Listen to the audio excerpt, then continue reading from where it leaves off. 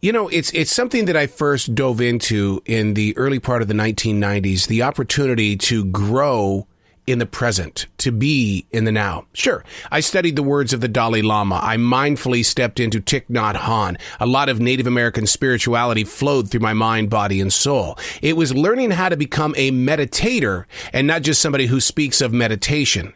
It was trying to become the activator and not somebody who just writes down a bunch of notes about different things in life that are connected to religion and or spirituality. Learning to live in the now is a lifestyle. It is a choice that you've got to do, and it's very difficult because too much of our time is spent in the past trying to relive it, or we are so far into the future because we know where we would like to be and we know what we have to do in order to be. But the thing is, the slightest person that stands in the way of your dreams coming true can actually activate anger. And that's not a healthy place to be. It can activate sadness because you're going to attack yourself for not living up to your expectations. And you could be addicted to as much quality as you want. But if somebody or something is standing in your way, it affects your emotions, not just on the outside, but your eternal soul is flooded with bad blood.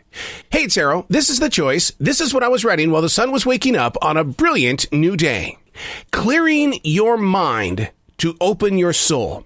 Setting free the hidden voices in your head to let them locate other areas to grow without you. Learning how to activate this lesson is something you can pick up in church. It's something that you can read in a book that's been put out by the Dalai Lama or Thich Nhat Hanh. But where does it all begin? How can we make that choice to start purifying our moments in the present? How is it that we can keep both hands on the present without stepping in the back? What are the verses that you put inside your mind, body, and soul? What are the lyrics of a song? There is something that you've got to be able to go to when you feel like that you are in the past or you're spending way too much time in a future you can't control. Thou shalt not use thy Lord's name in vain is one thing that really has touched my soul because God created every one of us. He said, I am when we say I am. Anything negative is against the Creator.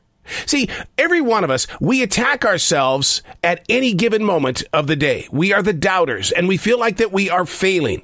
I am blank. Now, see, these are the moments that we should truly open up our eyes and heart to see how we're going to figure out what word we're going to use to put into that blank, especially those words that really do not bring harm to God's goodness or the universe being positive inside your soul. We are the writers, the chefs in a kitchen, the people that build incredible businesses that affect other people's lives worldwide. We are also the teacher.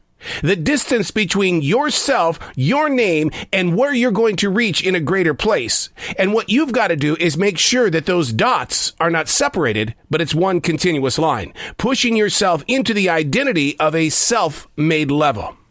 All right, I think we got to break this down, and we got to break it down to the point to where the goal is to figure out how we can keep you in the present. Now, these are the actual words that were pinned out on this particular day, which was Monday, March 14th, 2016, and today is October 6th, 2017. So over a year has gone by.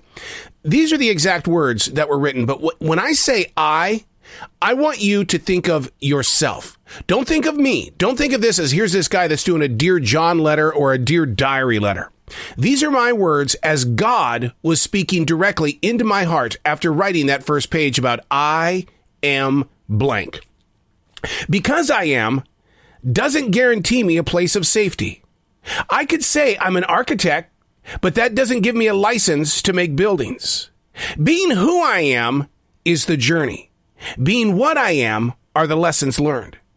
But do the two mix well? One is the present while the other is connected to a past. I am what I will become. That creates awareness. It allows me to study the availability of tomorrow. Let me say it again. I am what I will become. The chapters to be written aren't equal to the pages already shared. Therefore, how is it fair that I or you want to judge what hasn't happened? Making room for growth is an effort. It's challenging and it's always overthrown by change. But if we together stayed true to whom we are, the person that was given birth, then life, we'd still be clinging to our mothers, sucking at everything, not on a bottle.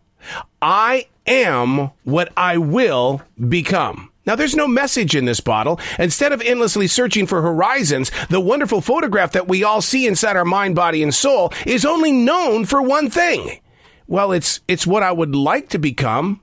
I am who I will become. That gives you enough space to grow in different directions. That screams forgiveness. That gives you permission to hold on to your own heart and then to help teach others to lend their hearts, to redefine the images that you have of an old self. We spend too much time comparing our present with a past which leaves no time for what we need to become and what we have to materialize. The avenue of reception should begin with acceptance. Give yourself the permission to believe more in becoming than who you've already been. Give yourself a gift of performance, waiting for you to support what your vision has seen. It's a tough choice. It's a decision that you've got to do and you've got to stay committed to.